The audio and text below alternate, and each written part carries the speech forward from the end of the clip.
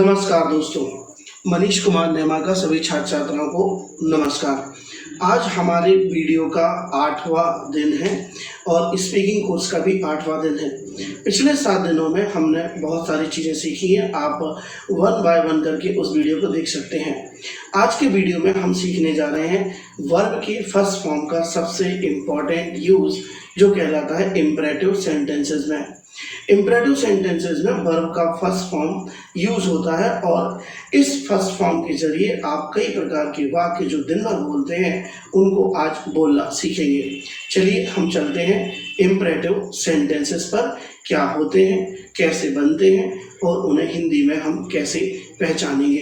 15 days English speaking course में आज 8वां दिन है और 8वें दिन में हम आपको सिखाने जा रहे हैं इम्पेरेटिव सेंटेंस। इम्पेरेटिव सेंटेंस क्यों सिखाने जा रहे हैं, उसका एक कारण है। चूँकि इम्पेरेटिव सेंटेंस जो है वो वर्ब के फर्स्ट फॉर्म से बनता है और हम वर्ब के फर्स्ट फॉर्म के प्रयोग पिछले सारे वीडियो में आपको बता चुके हैं। हमने आपको बताया था कि ता है, ती है पर खत्म होने वाले वाक्यों के लिए फर्स्ट फॉर्म आता है।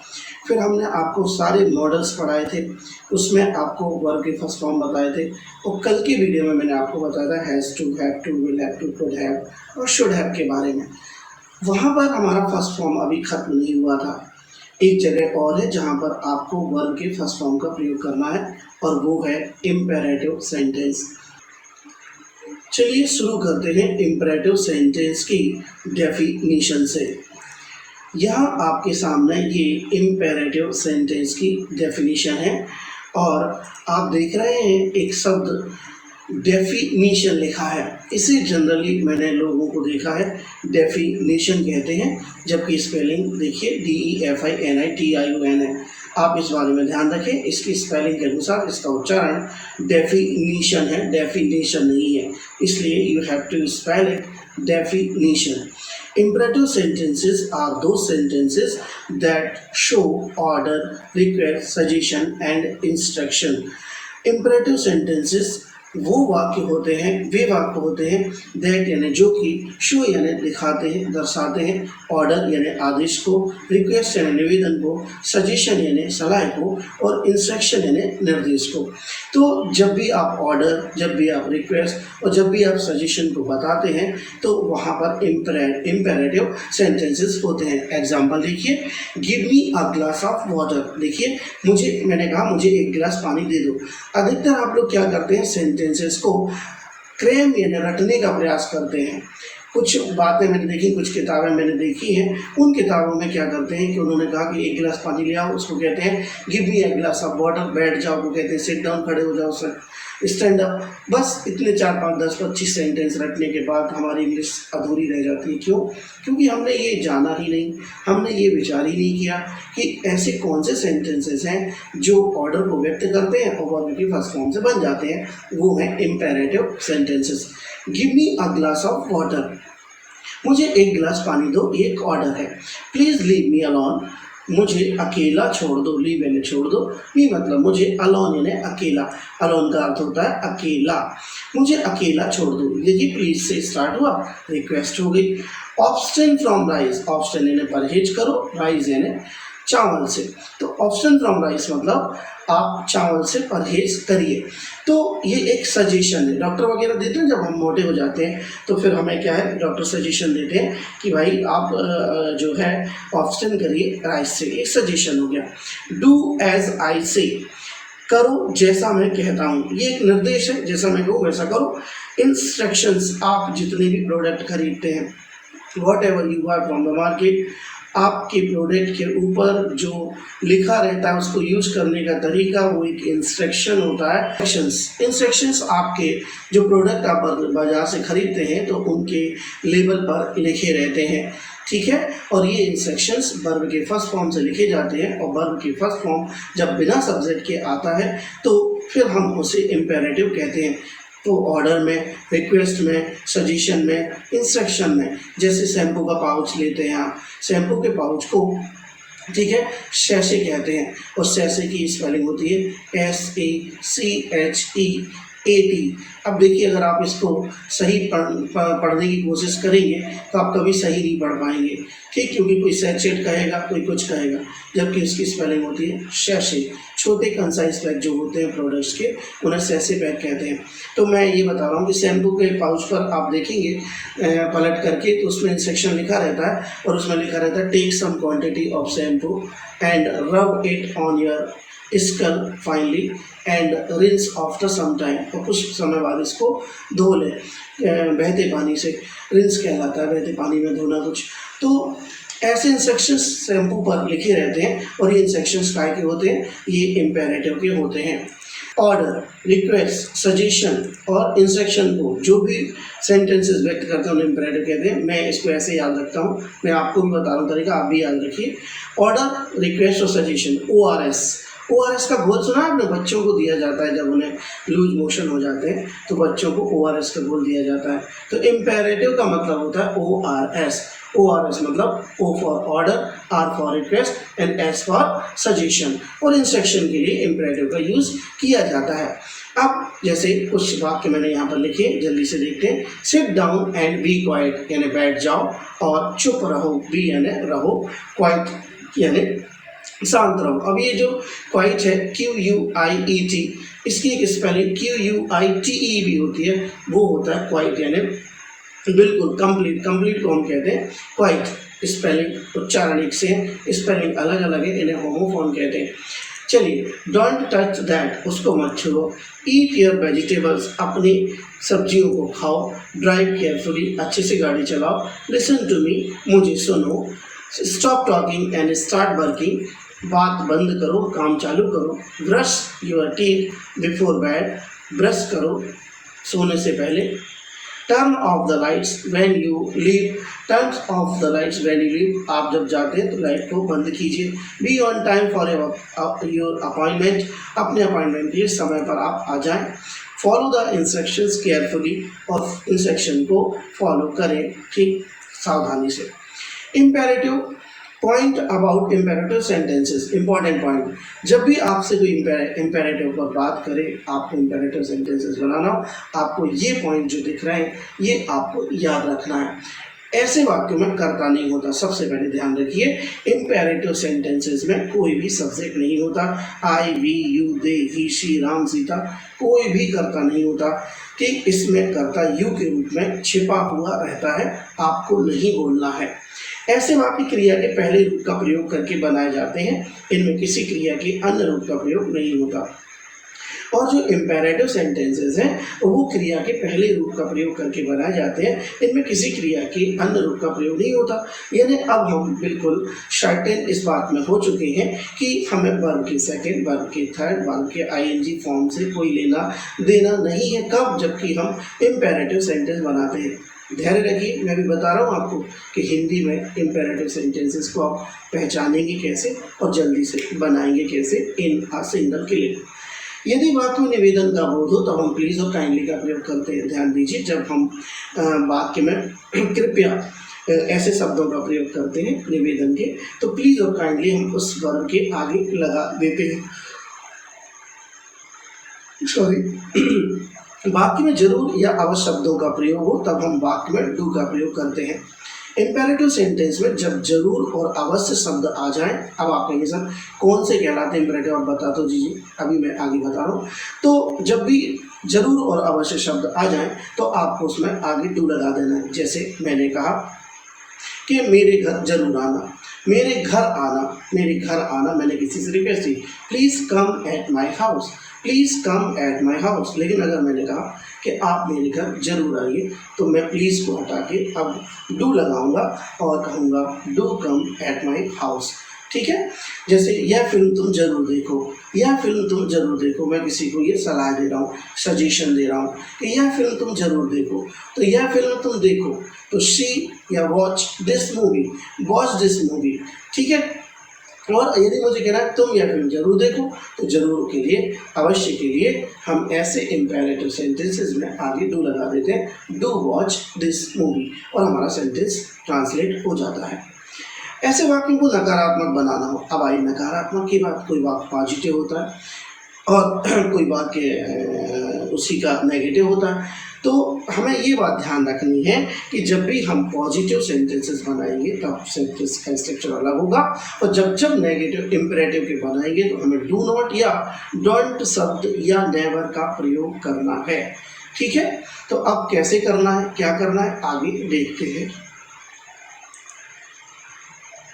चलिए, सॉरी मुझे नींद आ रही है, आई एम फीलिंग स्लीपी। तो ठीक है, रात में वीडियो शूट कर रहा हूँ इसलिए। चलिए, इम्पेरेटिव सेंटेंस को कैसे पहचानेंगे आप, ये इसके हिंट्स देख लीजिए। जब भी आपका हिंदी सेंटेंस ओ, ना और ई ये तीनों मात्राएं अच्छे से दिमाग में बना लीजिए। जब भी कोई हिंदी सेंटेंस आपका ओ, ना, ई पर खत्म हो, वह सेंटेंस इम्पेरेटिव सेंटेंस है। मात्राओं को ध्यान रखना, ओ ना ई, ओ ना ई। जब हिंदी के बाद ओ ना ई इत्यादि मात्राओं पर खत्म होते हैं तब ऐसे वाक्यों से हमें आदेश, निवेदन और सलाह का भाव या बोध होता है। जैसे कल मुझसे मिलो, कल मुझसे मिलना, कल मुझसे मिलिए, ये बात एक ही है लेकिन कहने के तरीके तीन हैं। कल मुझसे मिलो, देखो ओ पर खत्म हो गया, कल मुझसे मिलना ना पर खत्म हो गया, और कल मुझसे मिलिए यानी ये पर खत्म हो गया। बात एक ही है, कहने के तीन ढंग हैं, कल मुझसे मिलो, कल मुझसे मिलना और कल मुझसे मिलिए। तो आपको कंफ्यूज नहीं होना, ये सारे इम्पेरेटिव सेंटेंसेस हैं। अब एक बात ध्यान रखना कि जब भी आप इम्पेरेटिव सेंटेंसेस को पहचानने की कोशिश करें तो आप सिर्फ मात्राएं देखें, ओ ना ए। उपरोक्त वाक्यों को अनुवाद करने के लिए अब हमें संरचना का प्रयोग करना है। ये रही आपकी संरचना, वर्ब का फर्स्ट फॉर्म और ऑब्जेक्ट। देखिए, आगे कोई भी सब्जेक्ट नहीं है, मैं पहले भी बता चुका हूँ कि इम्पेरेटिव सेंटेंस में कोई भी सब्जेक्ट का प्रयोग नहीं होता है, डायरेक्ट वर्ब के फर्स्ट फॉर्म और ऑब्जेक्ट से मिलकर सेंटेंस बन जाते हैं। ऊपर लिखी इस बात को अंग्रेजी में कहेंगे, कल मुझसे मिलो। अब देखो, मीट मी टुमारो या सी मी टुमारो शब्द का हम प्रयोग करेंगे तो सी का अर्थ आप कहेंगे कि शब्द मैंने तो पढ़ा है, सी का अर्थ देखना। तो आप ध्यान रखिए, सी के दो मतलब है वर्ब के रूप में। सी यानी देखना भी होता है और सी मतलब होता है मिलना, मतलब देखना भी होता है, सी मतलब मिलना भी होता है। यहाँ मिलने के अर्थ में सी लिखा है, सी मी टुमारो यानी कल मुझे मिलो, या मीट मी टुमारो भी कह सकते हैं हम। ठीक है, तो अब अगर मुझे कहना है कि कल मुझसे मिलिए तो हम कुछ नहीं, इसके आगे प्लीज़ शब्द का प्रयोग करेंगे, प्लीज़ सी मी टुमारो या प्लीज़ मीट मी टुमारो का प्रयोग कर देंगे। अगर मुझे कहना है मुझसे कल जरूर मिलो, तो अभी अपन ने सीखा था कि जब भी हमें जरूर और अवश्य शब्दों का प्रयोग करना हो तो हम उसके आगे क्या लगा देंगे, डू लगा देंगे, डू सी मी टुमारो या डू मीट मी टुमारो। चलते हैं आगे। ये देखिए, इम्पेरेटिव सेंटेंस में जब आपको अवश्य या जरूर सेंटेंस शब्द लगे हुए मिले ओ ना ये की मात्राओं पर खत्म होने वाले वाक्यों के साथ, तो आपको क्या करना है, आपको डू प्लस वर्ब का फर्स्ट फॉर्म और ऑब्जेक्ट लगाकर अपना वाक्य बनाना है। वही बात जो मैंने अभी बताई थी, लिखिए कल मुझसे अवश्य या जरूर मिलो। इन सभी चीज़ों के आप स्क्रीनशॉट लेते जाएं तथा इनके नोट्स बना लें, जिससे आपको कोई भी चीज़ अच्छे से याद हो जाए। कल मुझसे अवश्य जरूर मिलो, कल मुझसे अवश्य जरूर मिलना, कल मुझसे अवश्य जरूर मिलिए, इसे हम लिखेंगे see me tomorrow, meet me tomorrow. देखिए, मैंने डू नहीं लगाया तो आपको यहाँ डू लगाना है, do see me tomorrow, do meet me tomorrow. यहाँ गलती टाइपिंग की वजह से हो रही है, तो आपको इस चीज़ को ध्यान रखना है। आगे चलते हैं। अध्यापकों ने छात्र से कहा, इन उदाहरण को देखिए, आपको पता चलेगा कि हम कितने इम्पेरेटिव सेंटेंस दिन भर में बोलते हैं। लिखा है, अध्यापक ने छात्रों से कहा। हमने आपको वर्ब का सेकंड फॉर्म पढ़ाया था और ने वाली मेथड पढ़ाई थी और सिखाया था कि जब ने वाला वाक्य आता है तो वो आ पर खत्म हो तो उसे वर्ब के सेकंड फॉर्म से बनाते हैं। तो देखिए, इसका ट्रांसलेशन क्या होगा, the teacher told the student. ये वाक्य अलग है, ध्यान दीजिए, ये वाक्य अलग है। इसमें दो वाक्य हैं, अध्यापक ने छात्रों से कहा, ध्यान दीजिए। तो यहाँ पर टीचर टोल्ड द स्टूडेंट्स, ये एक वाक्य हो गया, कॉमा लगाया, पे अटेंशन कहा। अब आगे, माँ ने बच्चे से कहा खाना खा लो। तो यहाँ देखो, माँ क्या है, करता है। मैंने इसलिए ऐसे वाक्य बनाए ताकि आपको पिछली जो मेथड्स है वो आपको याद रहे। माँ ने बच्चे से कहा, the mother told the child, comma क्या कहा, खाना खा लो। ये देखो ऊपर करना, ये आगे ईट और अपना खाना खा लो, eat your food, eat your food. Boss ने कर्मचारियों से कहा काम जल्दी कर लो। The boss told the employees finish the work quickly. देखिए कितनी आसानी से इम्परेटिव सेंटेंसेस बन रहे हैं। मैंने इनको डबल इन्वर्टेड कॉमा में रखा है, वैसे तो डबल इन्वर्टेड कॉमा में ठीक नैरेटर या स्पीकर की एज इट इज़ वर्ड रखे जाते हैं डायरेक्ट एंड इनडायरेक्ट में, इसके लिए इसका प्रयोग होता है, लेकिन मैंने हाईलाइट करने के लिए भी कर लिया है, तो ये गलती ना समझें। अब आगे देखिए, पुलिस ने लोगों से कहा यहाँ से हट जाओ। तो पुलिस ने लोगों से कहा, the police told the people, यहाँ से हट जाओ, लीव फ्रॉम हियर। ये इम्परेटिव सेंटेंस है, ये इम्परेटिव और ये इम्परेटिव। आप इन मात्राओं को देखिए, ध्यान दीजिए, पे अटेंशन, खाना खा लो, ईट योर फूड, काम जल्दी कर लो, फिनिश द वर्क क्विकली, और यहाँ से हट जाओ, लीव फ्रॉम हियर। लीव यानी जाना भी होता है, लीव यानी हटना भी होता है, ठीक है। तो यहाँ पर आप देख रहे हैं कि हमने इन मात्राओं के प्रयोग से केवल वर्ब के फर्स्ट फॉर्म से और ऑब्जेक्ट से सेंटेंसेस को बना दिए। और एक सेंटेंस देखो, सरकार ने लोगों से कहा घर पर रहे कोरोना के समय। ये सेंटेंस आपने बहुत सुना होगा। अब आप कहेंगे सर यहाँ पर रहे आ गया, आप तो कह रहे थे कोना ही। तो ये देखिए, आपको मात्राओं का प्रयोग तो करना है, लेकिन आपको सेंटेंस पढ़कर उसमें बोध भी लगाना है कि आपको यह ऑर्डर, रिक्वेस्ट, सजेशन क्या बता रहा है। सरकार ने लोगों से कहा, तो ये क्या दिया उन्होंने, एक सजेशन, घर पर रहे। तो the government told the people stay यानी रुके, रहे, एट होम घर पर रहें। मैं कल आऊँगा, इंतजार करना। देखिए ना पर खत्म है, अभी जो बाकी खत्म थे वो ऊपर खत्म थे, अब ये ना पर खत्म है। तो I will come tomorrow, wait for me. ये देखिए कॉमा लगाकर मैंने अगला वाक्य बनाया, इंतजार करना, वेट फॉर मी। वे खुश होंगे, जानकारी ना देना या मत देना। वे खुश होंगे, they will be happy, don't give information. अब ये डोंट क्या आ गया, जब भी हमें इम्पेरेटिव के नेगेटिव बनाने होते हैं तो हम क्या करते हैं कि डोंट शब्द का इस्तेमाल करते हैं वर्ब के फर्स्ट फॉर्म के पहले।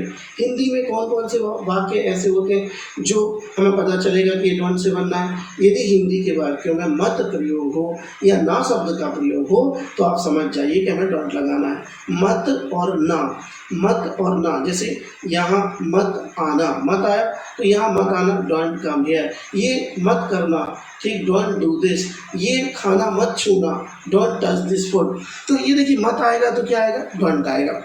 जैसे आप यहाँ ना बैठे, तो कुछ लोग मत को ना कहते, आप यहाँ ना बैठे, आप यहाँ मत बैठे, तो डोंट सिट हियर। दोनों वाक्यों का ट्रांसलेशन एक ही होगा, आप यहाँ ना बैठे या आप यहाँ मत बैठे, ठीक है। अभी अपन देखते हैं नेगेटिव। तुम यहाँ बैठो, कहीं मत जाना, सिट हियर। देखो तुम यहाँ बैठो, ऊपर खत्म है, सिट हियर, कहीं मत जाना, don't go anywhere.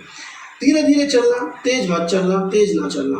Walk slowly, धीरे धीरे चलना, देखो ना पर खत्म है, तेज मत चलना, ना पर खत्म है, वर्ब के फर्स्ट फॉर्म का प्रयोग हुआ, walk slowly, don't walk fast. इस जगह से निकल जाना, वापस मत आना, लीव फ्रॉम दिस प्लेस, इस प्लेस से निकल जाना, डोंट कम बैक। मुझे गलत ना समझना, अपनी बात दूसरों को ठोकर नहीं लगाना चाहिए, अपनी बात से दूसरों को ठोकर नहीं लगाना चाहिए। ये चाहिए वाला बात भी मैंने जोड़ा है ताकि आपको चाहिए वाली मेथड भी पता चल जाए। ये देखिए, मुझे गलत ना समझना, डोंट मिसअंडरस्टैंड, डोंट मिसअंडरस्टैंड, गलत समझने को मिसअंडरस्टैंड कहते हैं, ठीक है। तो डोंट मिसअंडरस्टैंड मी, यहाँ मी लगाना मैं भूल गया हूँ, don't understand, misunderstand me. We should not trip others, ठोकर नहीं लगाना, ठोकर लगाना कहते हैं ट्रिप। ये शुड से सेंटेंस बन गया।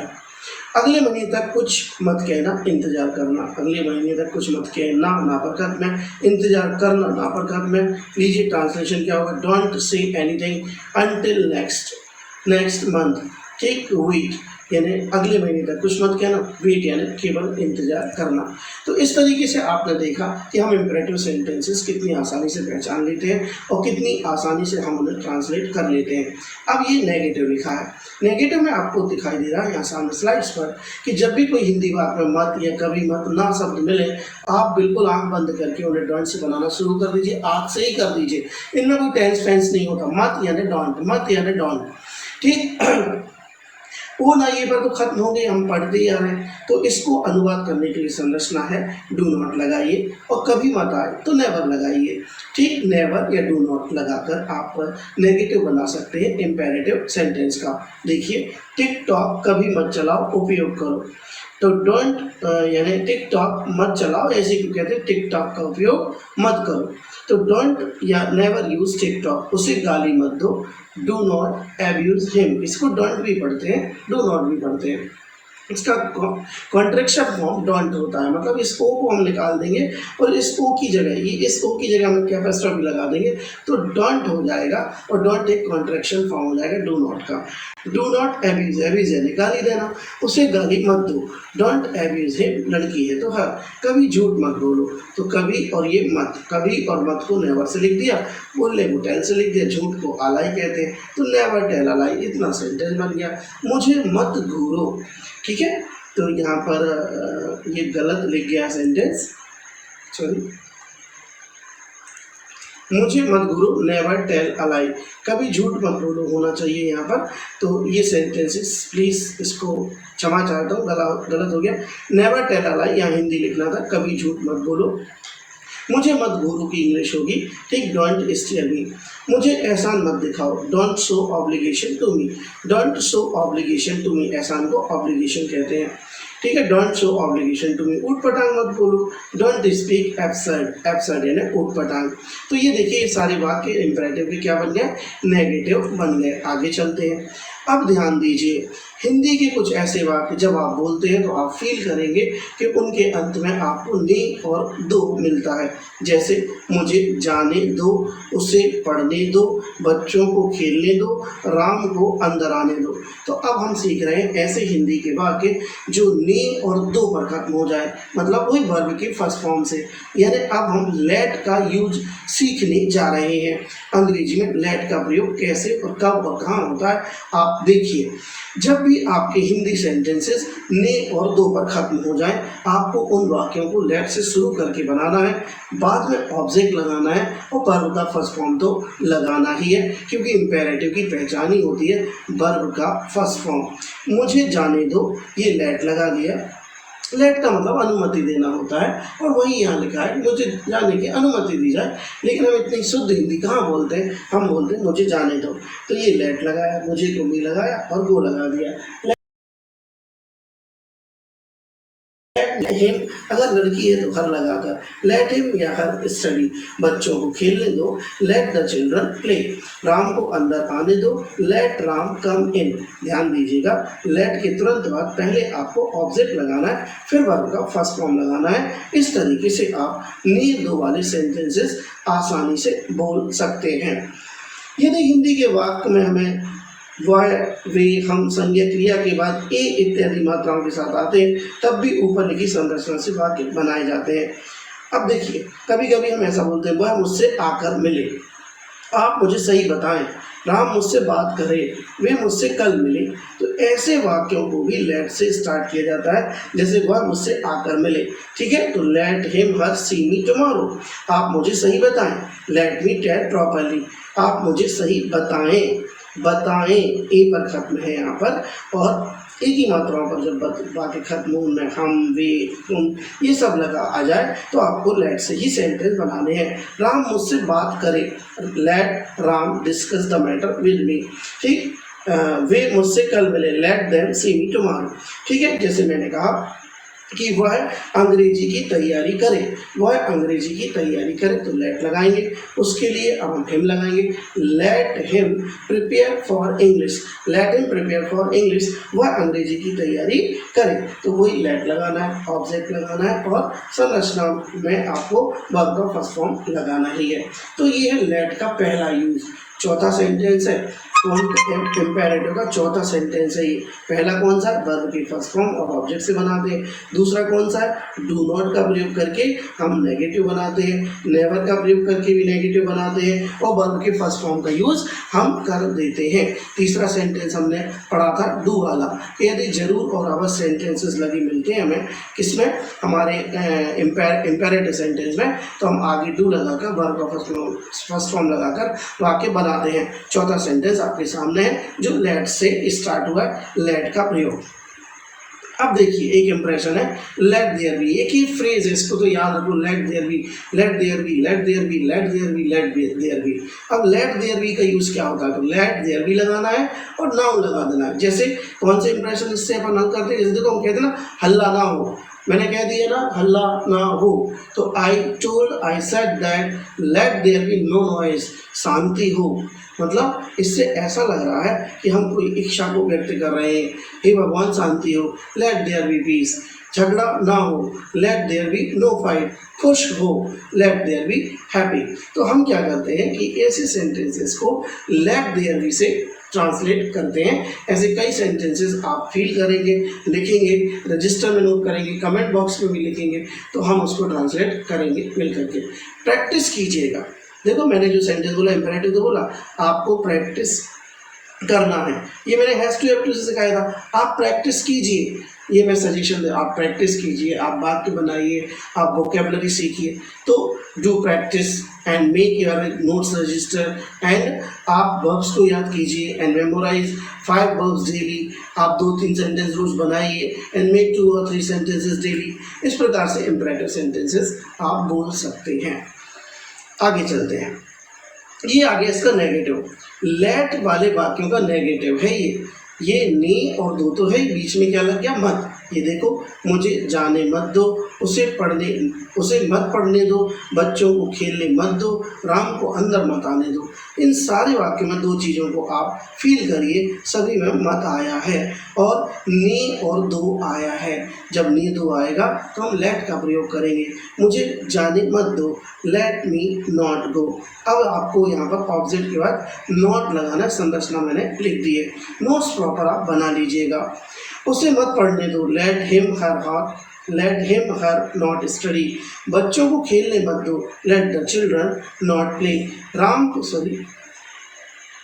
राम को अंदर मत आने दो, let Ram not come in. वह मुझसे आकर मिले, let him her not me see tomorrow. वह मुझसे आकर ना मिले, let him her not see me tomorrow. आप मुझे सही ना बताएं, let me not tell properly. ये जो पहले बात लिखे थे उन सब के नेगेटिव मैंने यहाँ पर बना दिए हैं। इसमें क्या किया मैंने यहाँ